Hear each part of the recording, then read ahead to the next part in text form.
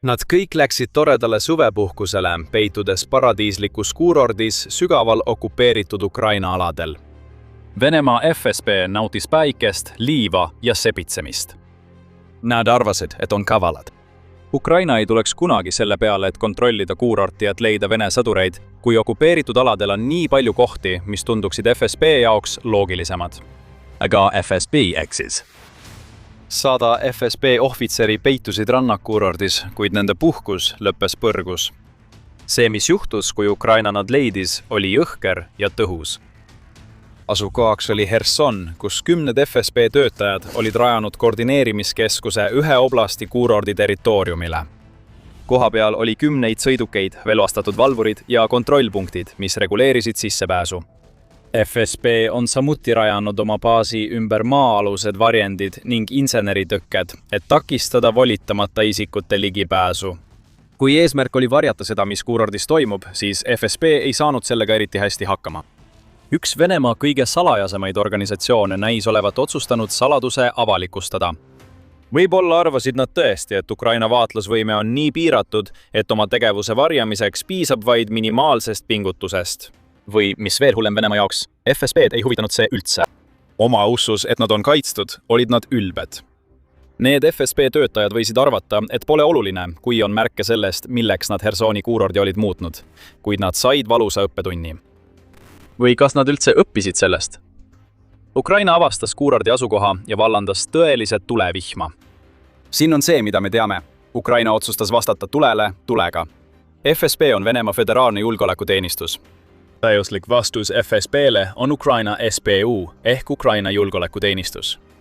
Ülesannete poolest sarnased, kuid võimete poolest mitte, määras SBU oma kurikuulsa Alfa erioperatsioonide keskuse ülesandeks FSB baasi hävitamise.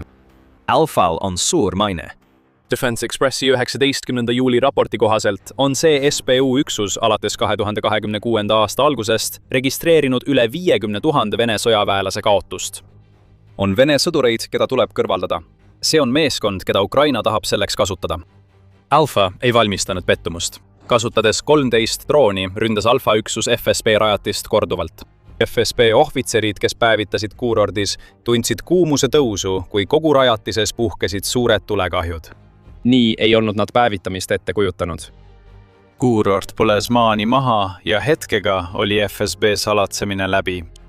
Rünnakust rääkides oli SBU oma hinnangus otsekohene. SBU Alfa erioperatsioonide keskuse eriüksuslased tabasid edukalt koordineerimiskeskust ja FSB ohvitserid asukohta, mis asus ühes ajutiselt okupeeritud Hersoni oblasti pansionaadis, seisab Telegrami postituses. Lisaks märgiti, et rünnak viidi läbi SBU 40-päevase plaani raames, mille president Volodymyr Zelenskei oli mõned nädalad varem tutvustanud. Selle plaani juurde tuleme veel tagasi. See võib Ukrainas mängu muuta. Mis puudutab seda, mida SBU-l õnnestus hävitada, siis see jääb endiselt suureks küsimuseks. Me teame, et Hersoni kuurordis möllab nüüd mitu suurt tulekahju. Samuti teame, kui palju FSB töötajaid SBU arvates kuurordi baasis viibis. Ligikaudu 100 töötajat ja üle 70 sõiduki viibisid selle objekti territooriumil.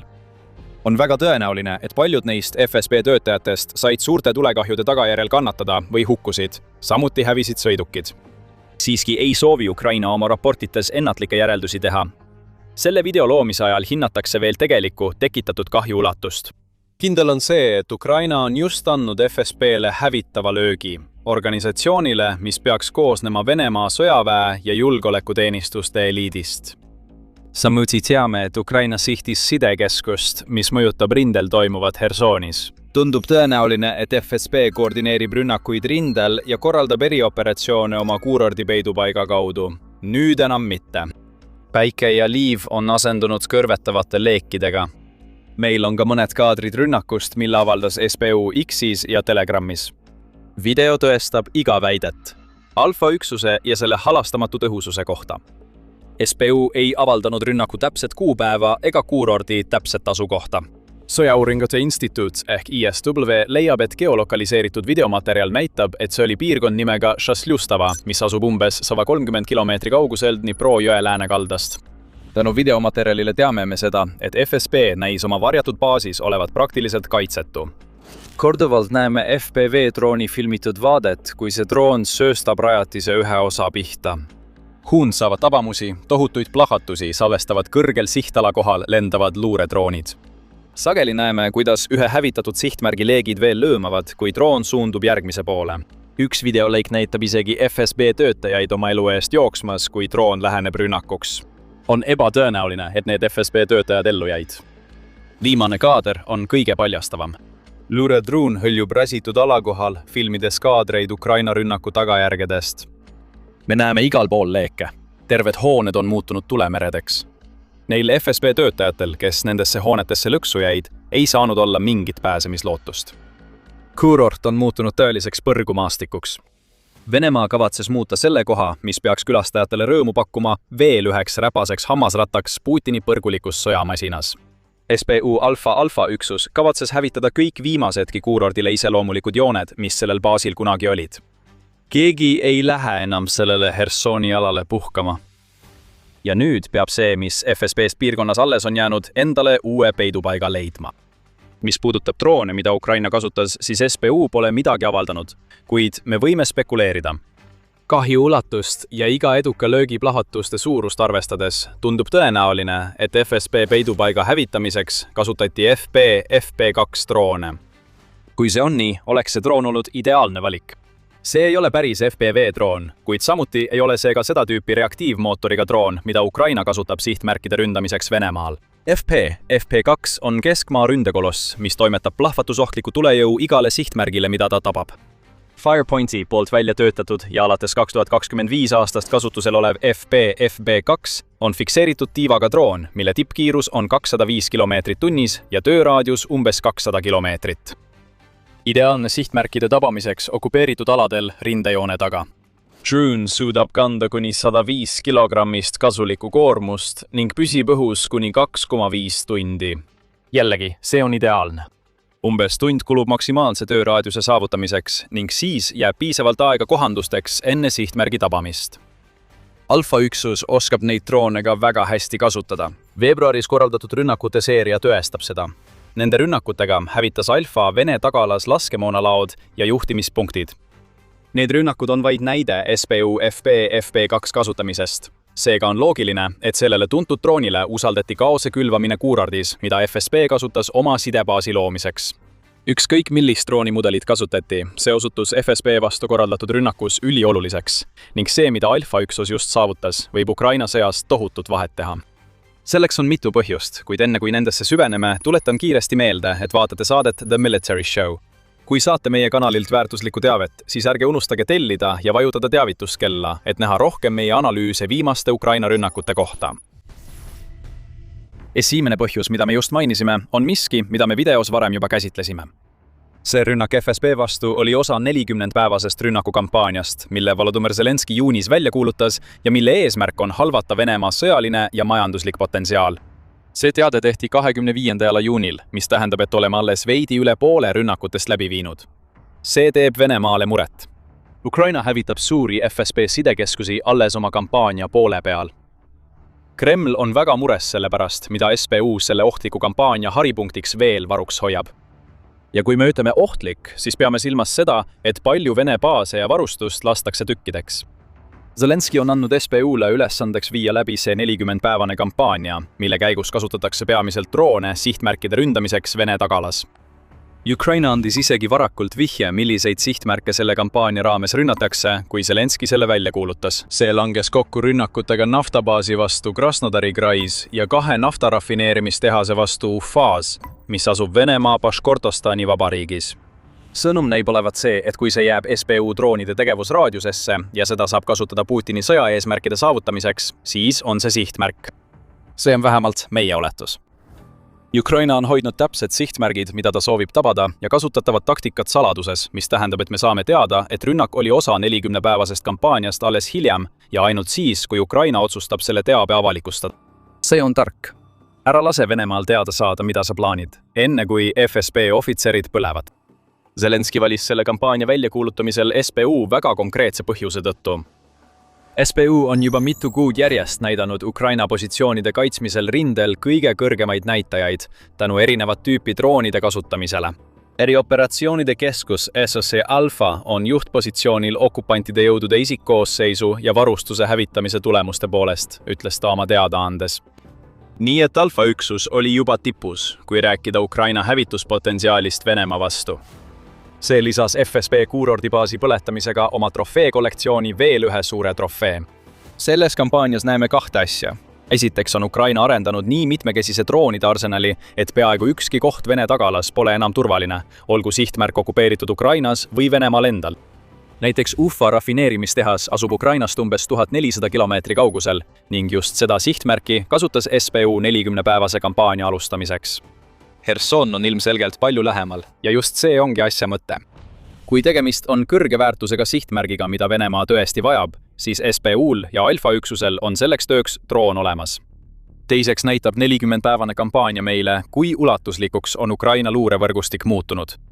Heemeeles FSB pidi end peitma Hersoni kuurordis.